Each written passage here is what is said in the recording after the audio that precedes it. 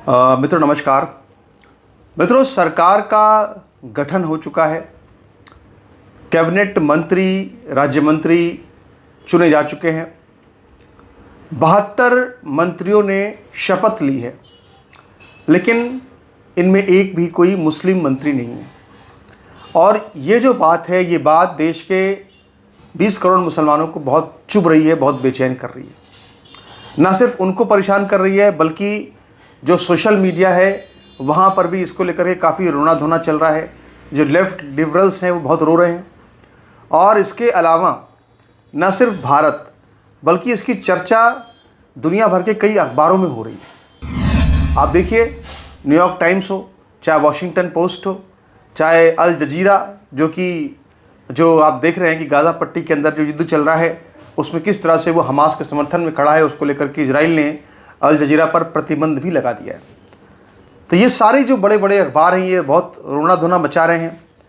और इनको परेशानी, तकलीफ़ इस बात से हो रही है कि आखिर भारत की जो सरकार बनी है उसमें एक भी मुस्लिम मंत्री क्यों नहीं है।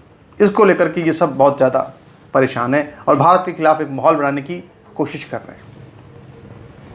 लेकिन सच है क्या? सच ये है मित्रों कि कहीं ना कहीं पूरी दुनिया के अंदर जो लोग हैं, जो सरकारें हैं, वो कहीं ना कहीं मुसलमानों से पीछा छुड़ाने की कोशिश करती हुई नज़र आ रही है।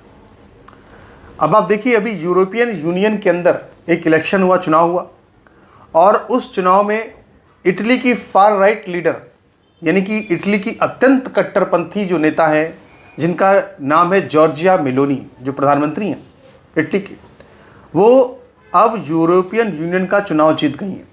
यानी अगर देखा जाए तो यूरोपियन यूनियन के अंदर भी अब राइट विंगर्स का पूरी तरह से कब्ज़ा होता हुआ चला जा रहा है। उसकी वजह क्या है?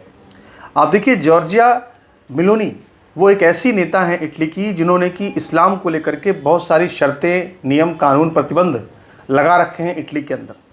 जैसे इटली में किसी नई मस्जिद का निर्माण अगर करना होगा तो पहले सरकार से परमिशन ली जाएगी, और परमिशन आसानी से देते नहीं है। इसके अलावा वहाँ पर यह तय कर दिया गया है कि अगर मस्जिद के अंदर आपस में मौलाना बातचीत कर रहे हैं तो ये कंपलसरी है कि वो बातचीत जो करेंगे वो इटालियन भाषा में करेंगे, अरबी में बात नहीं कर सकते। इसके अलावा जितने भी उनके दस्तावेज, लेखा जोखा सब रहेगा, वो सब कुछ इटालियन में रहेगा। तो आप समझ लीजिए कि वहाँ पे किस तरह का प्रतिबंध, किस तरह की जो शर्तें हैं वहाँ पे जॉर्जिया ने लगा रखी हैं। और जॉर्जिया मेलोनी ने बिल्कुल इसी तरह से अब अगर यूरोपियन यूनियन पर एक कब्ज़ा अपना कर लिया है तो आप समझ लीजिए कि पूरे यूरोप में वो जो है इस तरह के अभियान चलाएंगे, और पूरे यूरोप में वो एक एंटी इस्लामिक वेव जो है वो जॉर्जिया मेलोनी उसको लाने की कोशिश करेंगी। यानी देखा जाए तो यूरोप भी छुटकारा पाना चाहता है। ब्रिटेन के अंदर आप देखें मित्रों, तो ब्रिटेन के अंदर अभी लंदन में एक बड़ी रैली हुई थी वहाँ पर, और वहाँ पर भी एक जो लोग आए थे, ईसाई लोग आए थे, उन्होंने अपनी समस्याएं बताई कि उनको किस तरह की समस्याएं हो रही हैं लंदन के अंदर, ये उन्होंने बताया। अब देखिए, ना सिर्फ हम बात करें यूरोपियन यूनियन की, ना हम बात करें मोदी सरकार की, इसके अलावा देखें अगर तो चाहे बहुजन समाज पार्टी की अगर हम बात करें, चाहे समाजवादी पार्टी की बात करें, तो समाजवादी पार्टी ने अभी जब विधानसभा का नेता शिवपाल यादव को चुना गया, अखिलेश दिल्ली चले गए, शिवपाल को नेता बना के गए विधानसभा का। लेकिन उस समय अगर देखा जाए तो मुसलमानों का इतना वोट समाजवादी पार्टी लेती है। अखिलेश यादव मुसलमानों के वोट से 37 सांसद जिताकर दिल्ली भेज चुके हैं। लेकिन आप देखिए, उन्होंने किसी मुसलमान को लीडर नहीं बनाया। उन्होंने जिनको टिकट दिए तो उन्होंने सिर्फ 7 मुस्लिम सांसदों को मुस्लिम उम्मीदवारों को टिकट दिए थे। इसके अलावा अगर देखिए तो उन्होंने जब नेता उनको बनाना था विधानसभा का, तो उन्होंने किसी मुस्लिम को नेता नहीं बनाया, बल्कि उन्होंने शिवपाल यादव को नेता बनाया। लेकिन वहाँ पे ये साइमा वाइमा, ये लोग वहाँ पे आरफा खानम, ये सब बहुत जो है रो रही हैं। वहाँ पे जाके ये लोग कभी कोई सवाल नहीं पूछते, अखिलेश से कोई सवाल नहीं पूछते। इसके अलावा अगर हम बात करें बहुजन समाज पार्टी की, तो बहुजन समाज पार्टी ने लगभग 24 के करीब मुस्लिम उम्मीदवार खड़े किए थे, लेकिन उनके लगभग सारे के सारे मुस्लिम उम्मीदवार हार गए। और यही वजह है कि अब बहुजन समाज पार्टी ने एक चेतावनी दी है मुस्लिम समाज को। उन्होंने ये कहा है कि अगर आप हमको वोट नहीं देते हैं तो हम आपको टिकट दें कि नहीं दें, इस पर हमको सोचना पड़ेगा। यानी कि अगर देखा जाए तो बीएसपी भी पूरी तरह से अब एक बहिष्कार के मोड में आ रही है। समाजवादी पार्टी वोट ले रही है मगर उनको कुछ दे नहीं रही है बदले में। और बीजेपी में तो एक भी मंत्री नहीं बनाया। अब सवाल ये उठता है कि आखिर मंत्री बनाए भी तो कैसे बनाए। भाई अगर देखा जाए तो ये संसद है, तो इस संसद में 2024 की संसद जो है, इसमें लगभग 24 लोग ऐसे सांसद जीत के आए जो कि मुसलमान हैं। 2014 में भी लगभग 24 सांसद ही जीत के आए थे मुसलमान, और उस वक्त बीजेपी ने मुसलमानों को पूरी वरीयता दी थी। शाहनवाज को, मुख्तार को मंत्री बनाया था, 2019 में भी इनको मंत्री बनाया था। लेकिन अब देखिए, इस बार मोदी सरकार ने फैसला लिया कि उन्होंने कोई भी मंत्री पद किसी मुसलमान को नहीं दिया। सबसे बड़ी वजह तो उसकी यह है कि उनके पास कोई मुस्लिम सांसद ही नहीं है। केरल के मल्लापुरम से बीजेपी ने एक मुस्लिम व्यक्ति को टिकट दिया था, लेकिन वो बुरी तरह हारा। इसके अलावा टीडीपी और जेडीयू में भी कोई मुसलमान सांसद नहीं है, क्योंकि मुसलमानों ने टीडीपी जेडीयू को वोट इसलिए नहीं दिया क्योंकि उनको ये लगा कि अगर हम इनको वोट देंगे तो जाकर बीजेपी से मिल जाएंगे, बीजेपी की ताकत को बढ़ाएंगे, इसलिए उन्होंने कोई वोट नहीं दिया। तो जब कोई मुस्लिम सांसद नहीं, कोई मुस्लिम उम्मीदवार नहीं, तो आखिर कहाँ से कोई मुस्लिम मंत्री सरकार में बना दिया जाएगा। अच्छा, सबसे बड़ी बात अगर आप देखें तो जो अल्पसंख्यक मंत्रालय है वो दे दिया गया है किरण रिजिजू को, जो कि एक बौद्ध है, अरुणाचल से आते हैं, और बौद्ध को हमारे यहाँ देश में संविधान मानता है कि वो अल्पसंख्यक हैं। इसी तरह से देखें तो रवनीत बिट्टू, जो कि पंजाब से आते हैं, लुधियाना से चुनाव लड़े बीजेपी से के टिकट से। रवनीत बिट्टू जो है वो चुनाव हार गए अपना, लेकिन इसके बाद भी उनको सरकार में जगह दी गई, उनको मंत्री बनाया जा रहा है, मंत्री बनाया गया उनको। रवनीत बिट्टू शपथ ले ली है। तो कुल मिलाकर के कहने का मतलब ये है कि रवनीत बिट्टू जो हार गए थे उनको भी उन्होंने मंत्री बनाया, लेकिन किसी मुस्लिम नेता को चाहे तो मंत्री बना सकते थे, लेकिन मोदी जी ने किसी को मंत्री नहीं बनाया। यानी कहीं ना कहीं प्रधानमंत्री मोदी को अब इस बात की निराशा और हताशा है कि उनको जब मुसलमान लोग वोट ही नहीं दे रहे हैं तो आखिर वो उनको टिकट दें तो क्यों दें। मित्र, क्षेत्र में लगातार मेरी बातचीत होती रहती है। अभी मेरी बात बनारस में हो रही थी, एक इसके अलावा राजस्थान के जयपुर से मेरी बात हो रही थी। तो जो मुसलमान समाज है वो बड़ा स्ट्रेटजिस्ट है इस मामले में कि बीजेपी को हराना कैसे है, इसके लिए वो बहुत तगड़ी स्ट्रेटजी लगाता है। आप देखिए, अभी जयपुर में मेरी बात हो रही थी, तो जयपुर में आदर्श नगर सीट है, तो आदर्श नगर सीट में कहते हैं काफ़ी संख्या में मुस्लिम वहाँ पे आबादी है, और वहाँ पे बाकायदा मुसलमानों ने हिंदुओं को भ्रमित करने के लिए बीजेपी ज्वाइन करी बड़ी संख्या में। वहाँ पे बड़ी संख्या में जो मुस्लिम्स थे उन्होंने बीजेपी ज्वाइन करी कि हम बीजेपी ज्वाइन कर रहे हैं। वहाँ के जो एक नेता वहाँ के थे वो मुस्लिम, वहाँ के अल्पसंख्यक मोर्चे के बीजेपी के वहाँ पे चुन लिए गए, नेता चुन लिए गए, और एक भी आदर्श नगर से वोट मुसलमान का बीजेपी को नहीं मिला। यानी बीजेपी की सदस्यता ग्रहण कर ली, बीजेपी के कार्यकर्ता बन गए, वोट फिर भी नहीं दे रहे।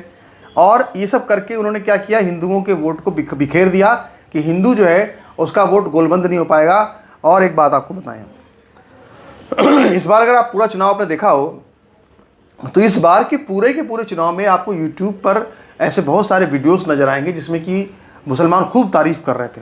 जैसे मैंने एक वीडियो देखा था कि बाइक से एक मुसलमान दंपति आ रहे थे, एक रिपोर्टर है न्यूज़ 24 के राजीव रंजन, उन्होंने रोका और पूछा कि भाई किसको टिकट वोट दोगे, तो बोला बीजेपी को वोट देंगे। नाम बताओ, नाम कोई फलाना अंसारी निकला। तो बोला मुसलमान हो, बीजेपी को कैसे वोट दे रहे हो। तो फिर उसने बताया हमें घर दिया, शौचालय दिया, सब बताया, उसने पूरा लिस्ट बताई योजनाओं की, लेकिन उसने भी वोट नहीं दिया। यानी ऐसे बहुत सारे वोट जो बयान थे इस बार भ्रमित करने के लिए हिंदुओं को डाले गए मुसलमानों के द्वारा कि मुसलमान तो बीजेपी को बहुत बढ़ चढ़ कर वोटिंग कर रहा है। उससे क्या हुआ कि हिंदू वोट जो है ध्रुवीकरण ही नहीं हुआ। हिंदुओं को लगा कि आप तो ठीक है सभी वोट कर रहे हैं तो क्या जरूरत है, बीजेपी चुनाव जीती जाएगी। तो इस तरह से जो कहते हैं ना कि बड़े स्ट्रेटजिस्ट हैं ये, मतलब बीजेपी को हराने के लिए बड़ी स्ट्रेटजिस्ट हैं।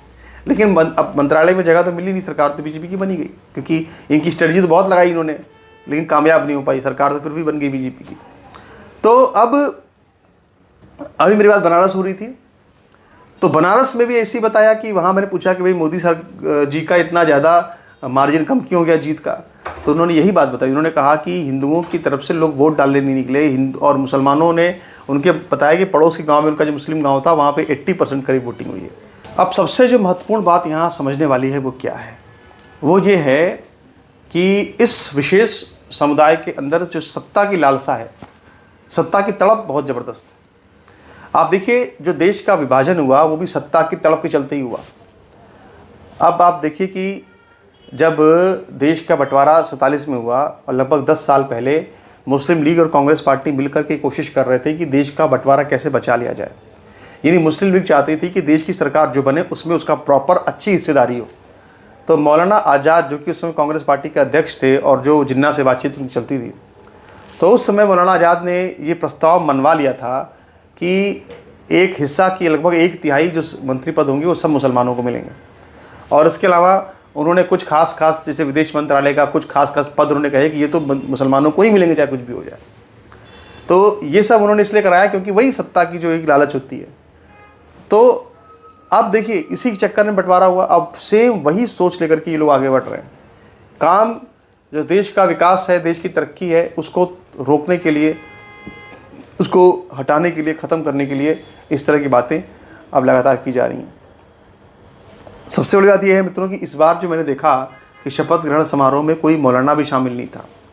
मतलब मुझे रामभद्राचार्य जी नज़र आए और भी कुछ धर्मगुरु हिंदू नज़र आए, पर कोई मौलाना मुझे नज़र नहीं आया। यानी कहीं ना कहीं अगर देखा जाए तो इन सब घटनाओं से एक बात बिल्कुल साफ़ होती है कि प्रधानमंत्री मोदी क्या फ़ैसला लेंगे आगे, ये मुझे नहीं पता। अभी ये तय कर दिया है कि लगभग 1.5 करोड़ से ज़्यादा प्रधानमंत्री आवास बनाए जाएंगे, ये सब तो तय हो चुका है। लेकिन अब सवाल ये उठता है कि क्या इसमें कितनी हिस्सेदारी मुसलमानों को होगी, कितना इसमें से मुसलमानों को मिलेंगे। जाहिर सी बात है कि वो तो प्रधान को चुनना होता है, वो आते हैं मकान और प्रधान बांट देता है किसको मिलने हैं। लेकिन कहीं ना कहीं बीजेपी सरकार के अंदर मुसलमानों के व्यवहार को लेकर के, मुसलमानों के विरोध को लेकर के मोदी जी के अंदर एक निराशा है। और उस निराशा का जो प्रकटीकरण है वो अब शुरू हो चुका है धीरे धीरे। और उसकी जो पहली जो एक लक्षण सामने आए हैं वो ये सामने आए हैं कि मोदी की सरकार में एक भी कोई मुस्लिम मंत्री नहीं है। मित्रों, इस पर क्या सोचते हैं आप? आपके विचार क्या हैं? आप अपने विचार ज़रूर रखिएगा। नमस्कार, धन्यवाद।